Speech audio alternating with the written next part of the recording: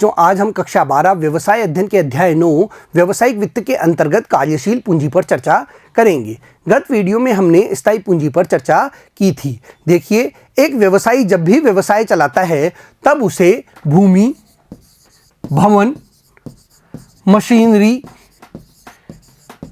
इत्यादि के रूप में स्थायी संपत्तियां क्रय करनी होती है और इनके लिए वह स्थायी पूंजी निवेश करता है। लेकिन केवल स्थायी पूंजी का निवेश करके ही वह अपने व्यवसाय को नहीं चला सकता। उसे अपने व्यवसाय की जो दैनिक क्रियाकलाप हैं उनके लिए कार्यशील पूंजी की आवश्यकता होती है और यह कार्यशील पूंजी शीघ्रता से तरलता में परिवर्तित हो जाती है। देखिए, दैनिक क्रियाकलापों में क्या आएंगे, जैसे कच्चा माल क्रय करना, यह उसे दैनिक करना पड़ता है, निरंतर करते रहना पड़ता है। इसके अलावा उसे मजदूरी का भुगतान करना होता है, वेतन देना होता है और अन्य खर्चे भी उसे उठाने पड़ते हैं अपने व्यवसाय में और इसके लिए उसे कार्यशील पूंजी की आवश्यकता होती है। देखिए, पूंजी जो शीघ्रता से तरल में बदल जाए, यानी जिसका हम नकदी के रूप में शीघ्रता से रूपांतरण कर लें। जैसे बैंक में हमारे पास पैसा रखा हुआ है, उस पैसे को हम कितनी शीघ्रता से तरल में बदल देंगे, यानी नकदी के रूप में वह हमारे हाथ में आ जाएगा। तो यह होती है कार्यशील पूंजी। अब यदि हमारे पास भूमि है तो भूमि को बेचने में और उसे द्रव्य के रूप में प्राप्त करने में हमें काफ़ी समय लगेगा। इसी प्रकार हमारे पास गोल्ड है तो देखिए उसे भी बेचने में समय लगेगा और वह तरलता में बदलने में काफ़ी समय लेगा। यहाँ पर जो रोकड़ होता है जो कि कार्यशील पूंजी के रूप में है, यह अपना रूप बदलता रहता है। देखिए, हमने रोकड़ का इस्तेमाल करके सबसे पहले क्या खरीदा, कच्चा माल क्रय किया।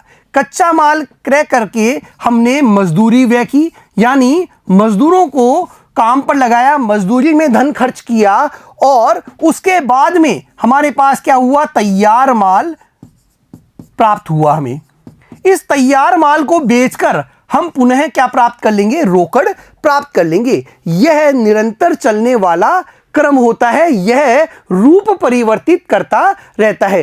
तो जो भी देनदारियां हमें चुकानी है उसके लिए भी हमें रोकड़ की व्यवस्था करनी होती है और यह कार्यशील पूंजी के रूप में होता है। जो भी हमारे दायित्व बनते हैं उनका शीघ्रता से निपटान करने के लिए हमें कार्यशील पूंजी की आवश्यकता होती है और इसे कई कारक प्रभावित करते हैं। देखिए, आपके व्यवसाय का आकार कैसा है, यह कार्यशील पूंजी को प्रभावित करेगा। यदि व्यवसाय का आकार बहुत बड़ा है तो अधिक मात्रा में हमें कार्यशील पूंजी की आवश्यकता होगी। यदि आपका व्यवसाय उत्पादन से संबंधित है, यानी आप कच्चा माल क्रय करके उत्पादन का कार्य करते हैं, तो भी हमें कार्यशील पूंजी की अधिक आवश्यकता होगी।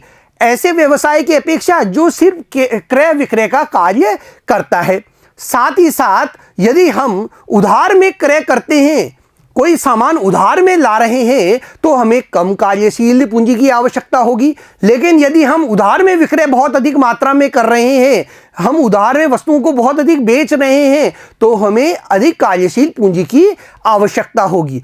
बच्चों, अब हम इस कार्यशील पूंजी को विस्तार से देख लेते हैं। आइए, कार्यशील पूंजी स्थायी संपत्तियों में निवेश के अतिरिक्त प्रत्येक व्यावसायिक संगठन को दैनिक क्रियाकलापों के संचालन हेतु चालू संपत्तियों में भी निवेश की आवश्यकता होती है।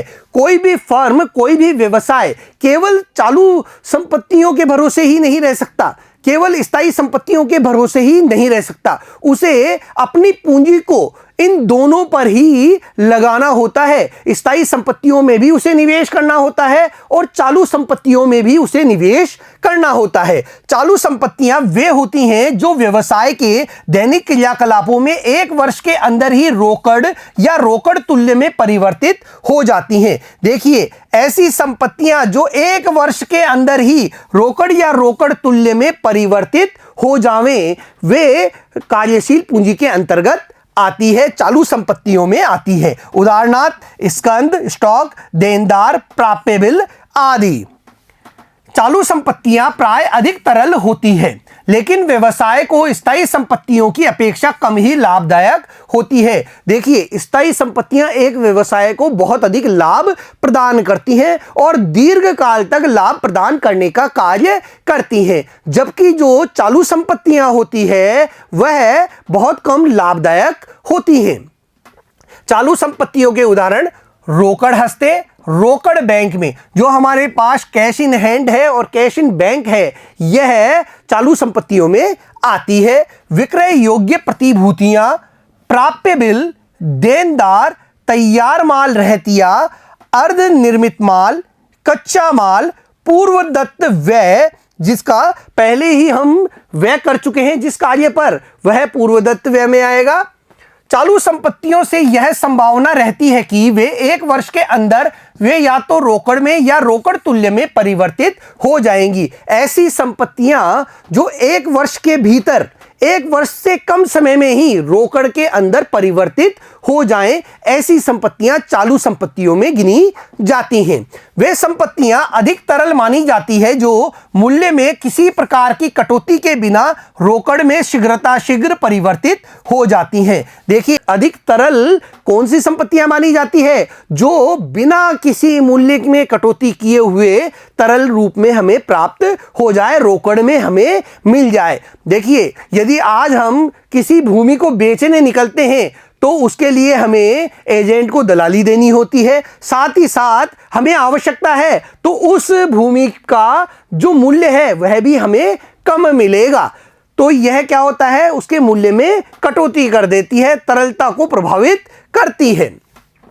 चालू संपत्तियों में अपर्याप्त निवेश कंपनी के चालू दायित्वों के भुगतान में व्यवधान डाल सकता है। देखिए, यदि चालू संपत्तियों में कम निवेश करेगी एक फर्म तो चालू दायित्वों का वह भुगतान नहीं कर पाएगी। यदि एक फर्म में कार्यशील पूंजी की मात्रा बहुत कम है तो वह अपने चालू दायित्वों का निर्वहन नहीं कर पाएगी, इससे उस फर्म की छवि प्रभावित होती है। चालू दायित्वों से तात्पर्य उन दायित्वों से है जो एक वर्ष के अंदर ही जब बनते हैं तभी भुगतान पाने के अधिकारी होते हैं। चालू दायित्व कौन से होते हैं? जो कि एक वर्ष के अंदर जब भी बने तभी उनका भुगतान करना होता है, ये चालू दायित्व होते हैं। उदाहरण देय विपत्र, लेनदार, अदत्त व्यय, ग्राहकों से पूर्व प्राप्त भुगतान आदि। ग्राहकों से हमने पहले भुगतान प्राप्त कर लिया है और अब हमें सामान देना है उन्हें, तो यह क्या हो गया? यह भी हमारा चालू दायित्व हो गया है। तो ये सभी चालू दायित्वों के उदाहरण हैं और इनका जो भुगतान है वह एक वर्ष के अंदर ही करना होता है।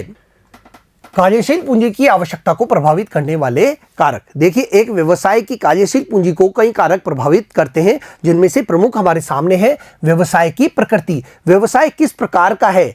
वह कच्चे माल से कोई वस्तु का उत्पादन तो नहीं कर रहा है। यदि इस प्रकार का कोई व्यवसाय है तो वहां अधिक कार्यशील पूंजी की आवश्यकता होगी। बनस्पत ऐसे व्यवसाय के जो कि केवल क्रय विक्रय का कार्य करता है।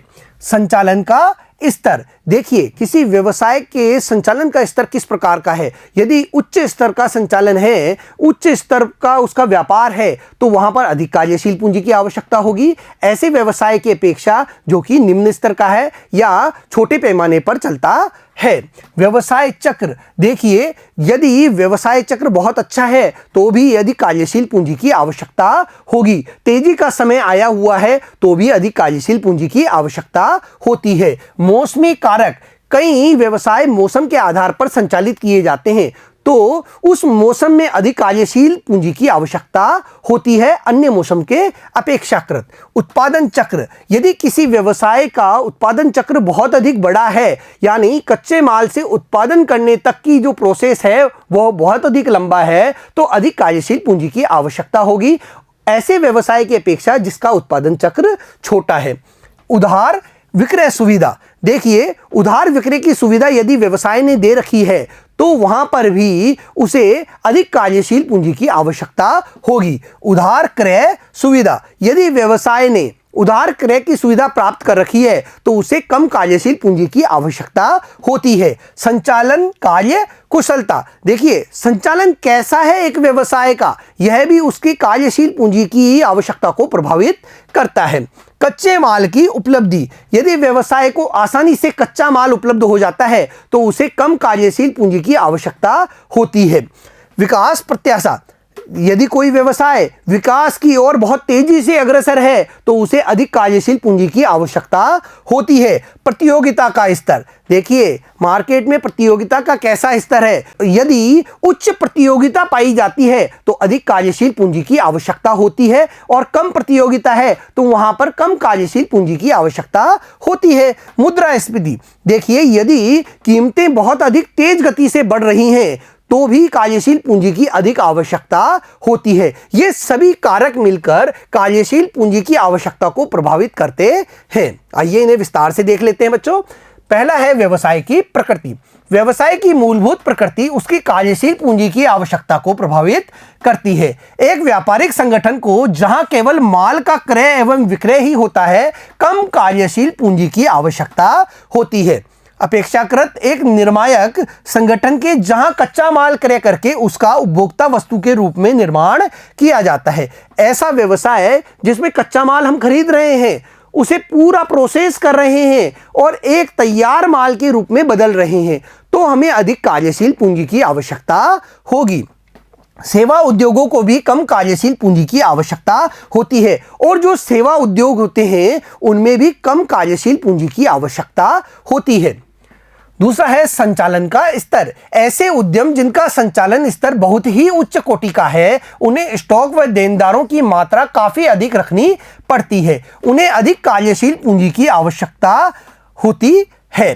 देखिए जहां पर संचालन का स्तर बहुत उच्च कोटि का है, उन्हें अपने पास कच्चे माल का स्टॉक भी रखना पड़ता है, तैयार माल का स्टॉक भी रखना पड़ता है, और उनके जो देनदार होते हैं उनकी मात्रा भी बहुत अधिक होती है। तो ऐसी स्थिति में उन्हें अधिक कार्यशील पूंजी की आवश्यकता होती है, अपेक्षाकृत उन उद्यमों के जिनके व्यापारिक संचालन निम्न कोटि का है। ऐसे व्यापार जो निम्न कोटि के हैं, यानी निम्न स्तर के हैं, कम स्तर जिनका है, उनकी अपेक्षा उच्च कोटि वाले जो व्यापार हैं उन्हें अधिक कार्यशील पूंजी की आवश्यकता होती है।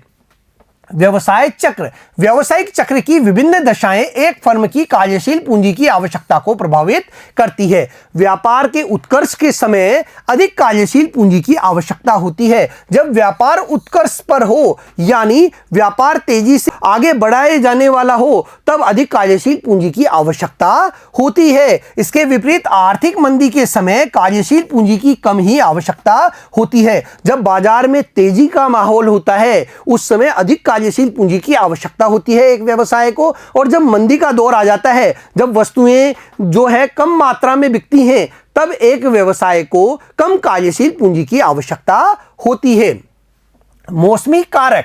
कुछ व्यवसायों में मौसम के चरम या शीर्ष पर क्रिया की अधिक गतिशीलता होती है, तो अधिक कार्यशील पूंजी की आवश्यकता होती है। देखिए अभी हमने उदाहरण लिया आइसक्रीम का। जो आइसक्रीम होती है वह केवल गर्मियों में ही बिका करती है। गर्मियों के मौसम में बहुत अधिक आइसक्रीम बेची जाती है, तो उसका उत्पादन भी बहुत अधिक मात्रा में किया जाता है। लेकिन जैसे ही सर्दियां आती है या बरसात के दिन आते हैं, तो इनका उत्पादन भी कम करना पड़ता है, इनकी बिक्री भी धीरे धीरे कम हो जाती है। तो गर्मियों के मौसम में इसके लिए कार्यशील पूंजी की अधिक आवश्यकता होती है। बेमौसम कम कार्यशील पूंजी की आवश्यकता होती है, और बिना मौसम के कम कार्यशील पूंजी की आवश्यकता होती है।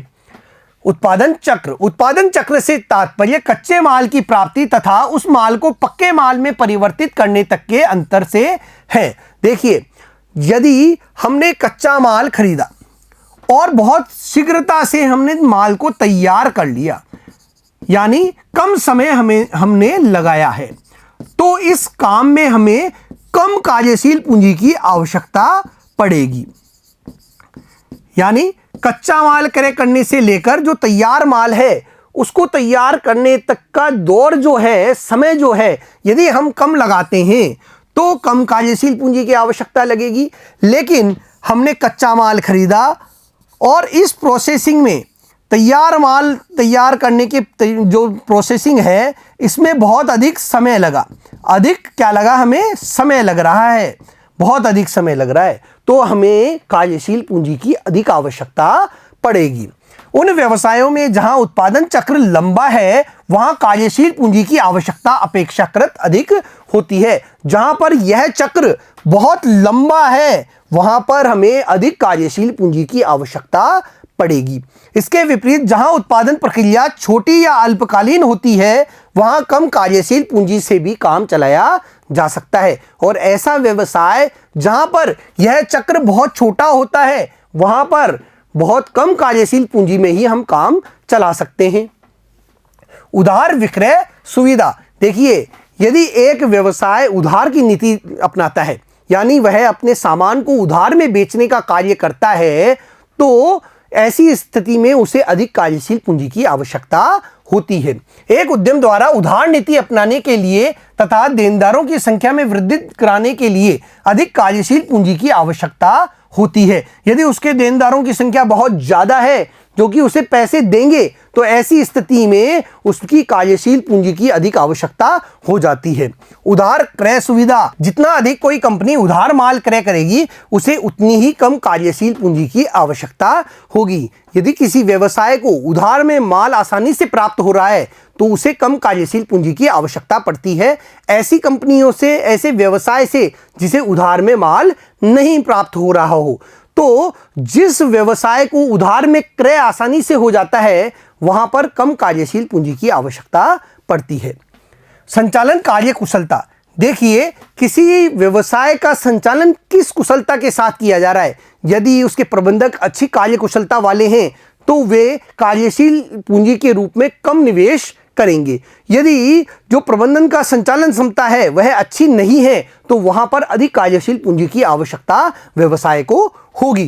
कंपनियां अपने संचालन का विभिन्न प्रकार की कार्य कुशलताओं से प्रबंध करती है। इससे कच्चे माल की मात्रा में कमी होती है, तैयार माल स्टॉक तथा ऋणदाताओं में कमी होती है तो कम कार्यशील पूंजी की आवश्यकता होती है। यदि अच्छी कार्य कुशलता के साथ प्रबंधन किया जाता है तो कम कच्चे माल में ही काम हो जाता है और जो देनदार हैं वे भी कम होते हैं, ऋणदाताओं में भी कमी होती है और तैयार माल भी आसानी से बिक जाता है, उसका स्टॉक भी क्या होता है, कम होता है। तो ऐसी स्थिति में उन्हें कम कार्यशील पूंजी की आवश्यकता होती है।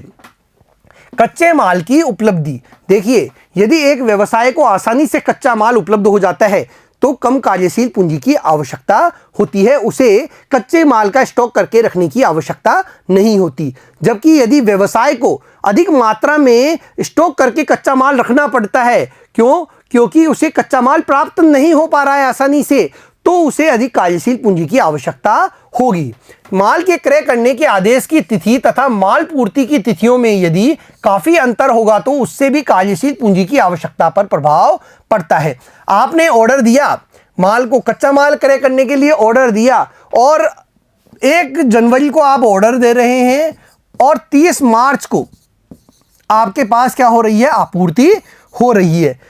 तो ऐसी स्थिति में जो ये अंतर है, इस अंतर के कारण आपको अधिक कार्यशील पूंजी की आवश्यकता होगी। इस दौरान आपको अपना कार्य चलाने के लिए कहीं अन्य से कच्चा माल प्राप्त करना होगा और उसका स्टॉक करके रखना होगा। तो इससे भी आपके व्यवसाय में कार्यशील पूंजी प्रभावित होगी। इसे लीड टाइम के नाम से भी जाना जाता है। लीड टाइम जितना अधिक होगा कच्चे माल की मात्रा की उतनी ही अधिक आवश्यकता होगी तथा उतनी ही अधिक कार्यशील पूंजी की अधिक आवश्यकता होगी। यह जो लीड टाइम है, जैसे 1 जनवरी से यह 6 जून तक चला जाता है मान लीजिए, और अधिक लंबा हो जाता है, तो आपको अधिक कार्यशील पूंजी की आवश्यकता होगी। जितना अधिक यह लीड टाइम होगा, यानी आपके आदेश देने के बाद में माल आपको कितनी अवधि में मिल रहा है, यह जितना अधिक लंबा होगा उतना ही अधिक कार्यशील पूंजी की आवश्यकता एक व्यवसाय को होती है। और मान लीजिए आपने 1 जनवरी को आदेश दिया और 3 जनवरी को आपके पास माल आ गया है, तो ऐसी स्थिति में आपको कम कार्यशील पूंजी की आवश्यकता होगी। विकास प्रत्याशा। यदि किसी व्यवसाय की विकास की संभावनाएं अधिक प्रतीत होती है तो उसके लिए अधिक कार्यशील पूंजी की आवश्यकता होती है। देखिए, यदि विकास की राह पर एक व्यवसाय अग्रसर है, उसे यह उम्मीद है कि वह तेजी से विकास की ओर आगे बढ़ेगा, तो ऐसी स्थिति में उसे अधिक कार्यशील पूंजी की आवश्यकता होती है, जिसकी सहायता से वह व्यवसाय अधिक माल का उत्पादन भी कर सकेगा तथा जब वांछनीय होगा तब विक्रय लक्ष्य को भी प्राप्त कर सकेगा। देखिए, जब व्यवसाय को यह पता है कि उसने जो लक्ष्य निर्धारित किया है उस लक्ष्य को वह आसानी से प्राप्त कर लेगा और उससे भी आगे उसकी बिक्री हो जाएगी, तो वह अधिक से अधिक उत्पादन करने का प्रयास करेगा, वह अधिक उत्पादन करेगा और इसके लिए उसे अधिक कार्यशील पूंजी की आवश्यकता होगी। तो इस प्रकार जो व्यवसाय विकास की राह पर आगे बढ़ते चले जाते हैं उन्हें अधिक कार्यशील पूंजी की आवश्यकता होती है।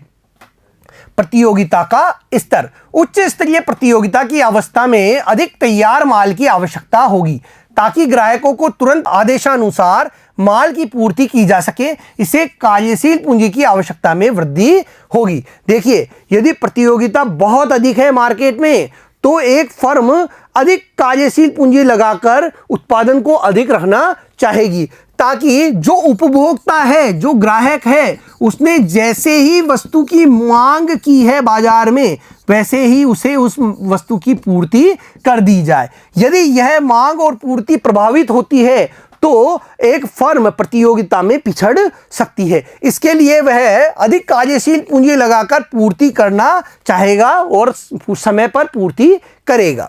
प्रतियोगिता की दशा में व्यवसाय माल के अधिक उधार विक्रय के लिए विवश होगा और अधिक कार्यशील पूंजी की आवश्यकता होगी। जब प्रतियोगिता बहुत कड़ी होती है तब एक व्यवसाय उधार में भी माल को बेचता है और इसके लिए उसे अधिक कार्यशील पूंजी की आवश्यकता हो जाती है।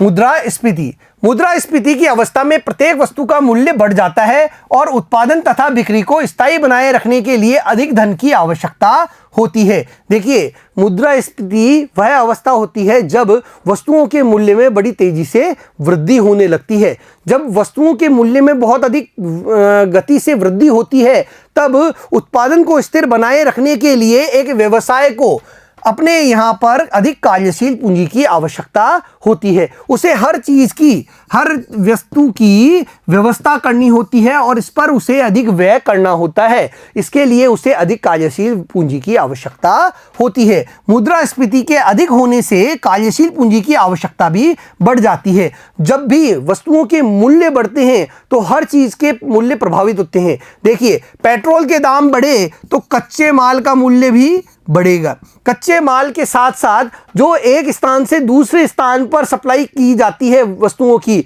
वह भी प्रभावित होगी, उसके मूल्य में भी बढ़ोतरी होगी। तो इस प्रकार वस्तु का मूल्य भी बढ़ेगा और उत्पादन को बनाए रखने के लिए और बिक्री को समय पर पूरा करने के लिए व्यवसाय को इस मूल्य वृद्धि का सामना करना पड़ेगा। इसके लिए उसे कार्यशील पूंजी की अधिक आवश्यकता हो जाती है।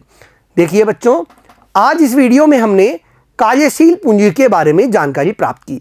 हर व्यवसाय को, चाहे वह छोटा हो चाहे वह बड़ा हो, उसे अपने दैनिक क्रियाकलाप चलाने के लिए कार्यशील पूंजी की आवश्यकता होती है और यह कार्यशील पूंजी एक व्यवसाय को बहुत प्रभावित करती है। कई कारकों से यह कार्यशील पूंजी प्रभावित होती है। इन कारकों को भी आज हमने देखा है। अगले वीडियो में हम फिर मिलेंगे। धन्यवाद।